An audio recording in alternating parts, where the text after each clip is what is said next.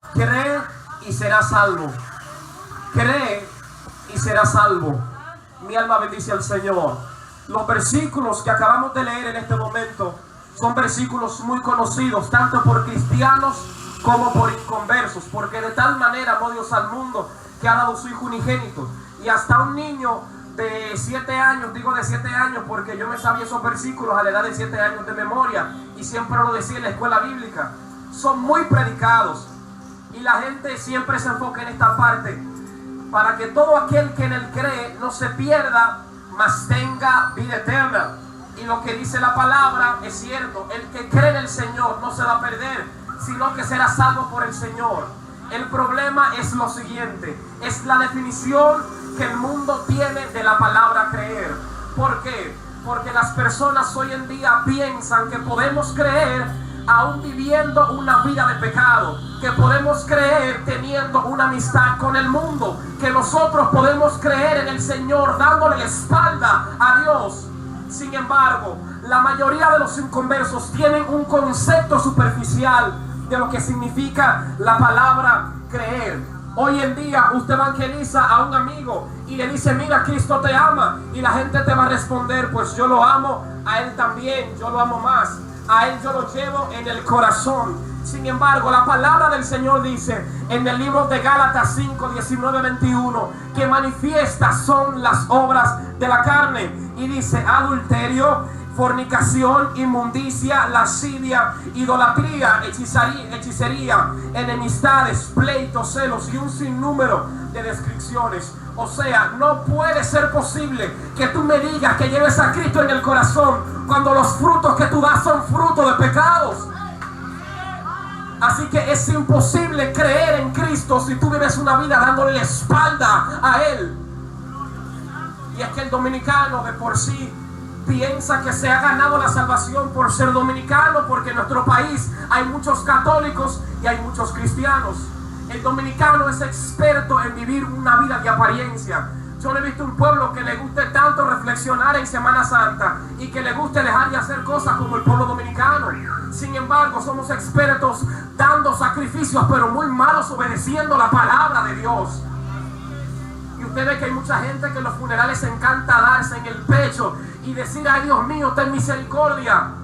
Viven un día pidiéndole perdón a Dios, pero los 300 y pico de días le dan la espalda a Él. Y quiero serte realista: es imposible creer en el Señor si nosotros vivimos como si Dios no existiera. Y es que el concepto de la palabra creer significa pensar que algo existe, que algo es real y que algo es verídico. Ahora yo te haré la pregunta: ¿de qué sirva que tú pienses que crees en el Señor si tú actúas como si Él no existiera? ¿De qué sirve que yo diga que yo ame a mi hermano si yo trato a mi hermano como si mi hermano no tuviera sentimientos? ¿Y qué te quiero dejar dicho con esto? Aquella persona que conoce que hay un Dios que es real y no le sigue es peor que un ateo. Porque la palabra del Señor dice que aquellos que se piensan que son maestros tendrán doble condenación. Así que tú, amigo, que has sido predicado y ya conoces el evangelio, tú no tienes excusa. Para ti habrá un doble castigo. Sin embargo, yo quiero definirle bien lo que dice este versículo en Santiago 3:1. Hermanos míos, no os hagáis maestros muchos de nosotros, sabiendo que recibiremos juicio más severo. El dominicano es un experto dando excusas. A veces yo creo que a veces tenemos una licenciatura en excusas, y tenemos posgrado en excusas, y tenemos maestrías en excusas, porque el dominicano te puede debatir de cualquier cosa. Tú te plantas en una esquina con un dominicano y fácilmente se da un debate tremendo. Y a los nuevos creyentes que salen a evangelizar, a veces hay inconversos que le ganan el debate y ponen a los cristianos a reflexionar y a decir: ay, es cierto que él no puede ir a la iglesia. Sin embargo, nadie tiene excusa delante de Dios, porque cada día de vida que Dios te da es una oportunidad de acercarte a Él. Entonces yo quiero aclararte lo siguiente: que tú ores no te hace cristiano, que tú leas la Biblia no te hace cristiano, porque eso lo hace cualquiera.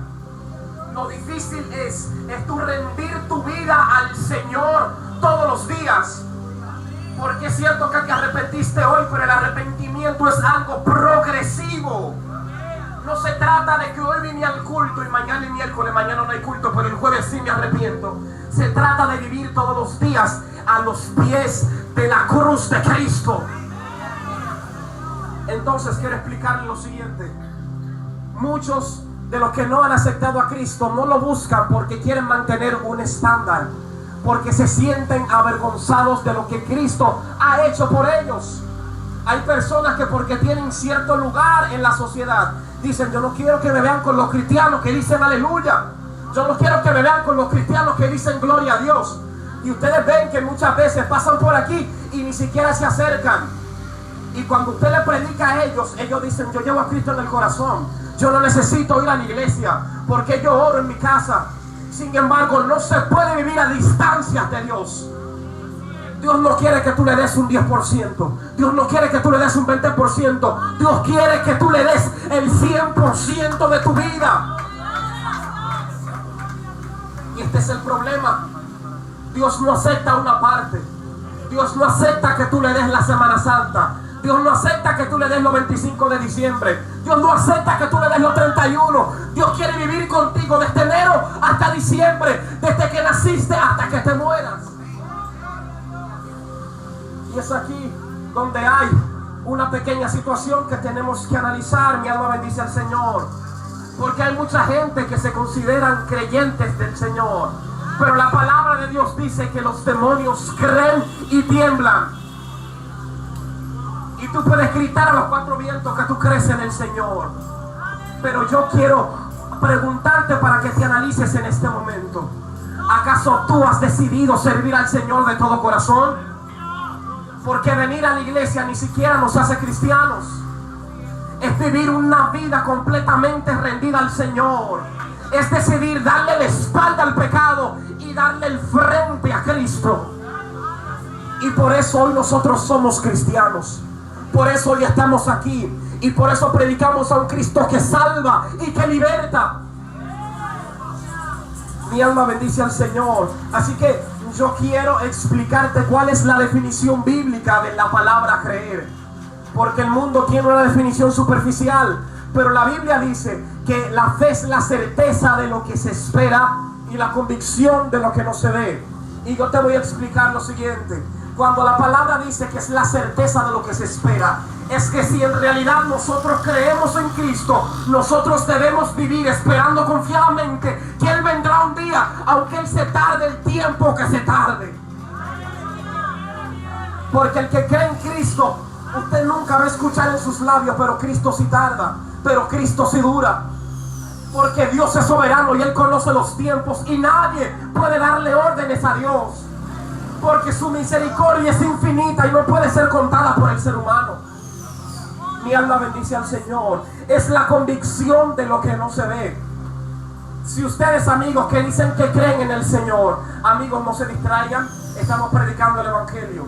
Si usted dice que usted cree en el Señor, la palabra del Señor dice que es la convicción de lo que no se ve. Así que usted tiene que vivir una vida como si Dios estuviera al lado de usted todos los días. Hay cristianos que dicen que tienen fe, pero el que tiene fe tiene que pensar, tiene que admirar a Dios a su lado en cada situación. Porque cuando tú reconoces que Dios está a tu lado, tú lo piensas dos veces para pecar. Porque sabes que hay alguien que te está mirando. Sabes que hay alguien que está pendiente de ti y no te está mirando con odio. En la palabra del Señor dice que Él nos anhela celosamente. Así que cuando el ser humano peca, el corazón de Dios es herido. Porque cuando la creación se separa del Creador y prefiere el pecado antes que a Dios, Dios se entristece. Créame que sí. Créame que cuando yo me voy al libro de Génesis y veo que Dios crea los animales por orden de su boca, crea las plantas por orden de su boca, divide los mares por orden de su boca, pero Él se toma su tiempo para crear al hombre. Dios comienza a diseñar los pies del hombre, las manos del hombre, la nariz del hombre, en la boca del hombre. Dios lo hace como todo un arquitecto y lo hace perfecto. Sin embargo, Él pudo haber dado una orden, pero Él decidió tomarse el tiempo de crearte a ti. Dios Dios es el arquitecto de tu vida. Dios es el arquitecto de tu mente. Dios es el arquitecto de tu corazón. Dios no es algo más. Dios no es cualquier cosa. Dios es el creador del ser humano.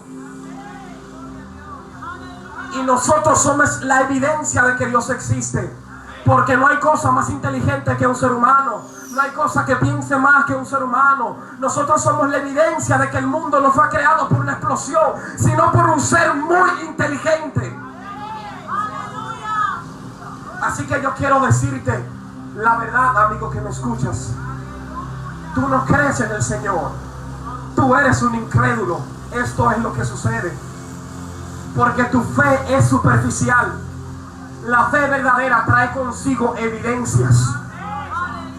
Aquellos que creen en el Señor verdaderamente son capaces de rendir su vida por el Señor a quien dicen creer. Y si tú no eres capaz de dejar el pecado por el Señor, entonces tú no crees en Él. Y a veces me canso. Yo voy a explicar esto todas las veces que sea necesario explicarlas. ¿Por qué? Porque en nuestro país, usted sabe que nuestro país fue levantado por católicos. Y la fe católica es una fe que no te exige sacrificio. Es una fe que no te exige cruz. Es una fe que no te exige dejar atrás el pecado. Simplemente es una fe que te pide que vengas a la misa y punto. Y por eso la mayoría de los dominicanos creen que tienen el cielo ganado. Y yo quiero explicarte lo siguiente. No hay ninguna obra humana que puedes hacer para ganarte el cielo. No hay nada que tú puedas hacer para enfriarte con Dios. Tú puedes dar todo tu dinero a los pobres. Tú puedes ser el empleado del mes. Tú puedes ser el más amable, el que más se ría, el que más brinque, pero eso no te prepara para ganarte el cielo. ¿Por qué? Porque la salvación no es algo que se gana. A Dios tú no lo puedes sobornar con tus buenas obras. Porque la palabra de Dios dice que nadie busca a Dios, que todos somos malos, que todos somos pecadores. Porque si tú pudieses ganarte tu salvación, el sacrificio de Cristo no hubiese sido necesario. Nosotros mismos no hubiésemos ganado la salvación. Si es cierto que a través de mis esfuerzos, de mis ayunos y de todo lo que yo pueda hacer, yo pudiese ganarme el cielo, Cristo debió de quedarse allá arriba. Pero como tú no puedes ganarte la salvación, pero como tú no puedes ir al Padre sino por medio de Cristo, Él tuvo que descender. Y eso es lo que yo vengo a predicarte en el día de hoy. El Evangelio de Cristo. La palabra Evangelio aparece 303 veces en las Escrituras. Y si aparece tantas veces es porque es necesario que le prestemos atención. La palabra Evangelio en su original en el griego significa buenas noticias, buenas nuevas. Y por eso a los cristianos nos llaman evangélicos, porque predicamos el Evangelio. ¿Y por qué? Tú ves que nosotros somos como medio locos a veces. Que a veces estamos predicando cuando deberíamos estar cocinando. Que a veces estamos predicando cuando deberíamos estar acostados. Que a veces estamos orando cuando deberíamos estar haciendo otra cosa. Es porque hay una buena noticia que llegó a nuestras vidas y nos cambió por completo. Nos cambió desde el día que la escuchamos. ¿Sabes por qué? Porque en el Evangelio de Cristo hay poder. El Evangelio de Cristo no es una motivación. El Evangelio de Cristo no es un discurso. Es el poder de Dios. Ese no es un mensaje, ese es el mensaje. No es uno de los mensajes que podemos predicar. Es el mensaje que fuimos comisionados a hablar. Y tú me ves aquí predicando el Evangelio. Mire, se puede decir que yo le he fallado a mi generación, porque yo tengo 20 años y mi generación a esta edad tiene que tener 2 muchachos. Mi generación a esta edad tiene que tener un guayón de motor. Mi generación a esta edad tiene que haberse quemado varias veces. Mi generación a esta edad tiene que haberse fajado con alguien a la trompa por lo menos. Mi generación a esta edad tiene que haber dicho unas cuantas malas palabras. Pero ¿por qué tú crees que a mi temprana edad yo he decidido darle mi vida a Cristo? Porque si algo puedo yo gloriarme, es que Cristo, al igual que ustedes, me sacó y me rescató y me escogió.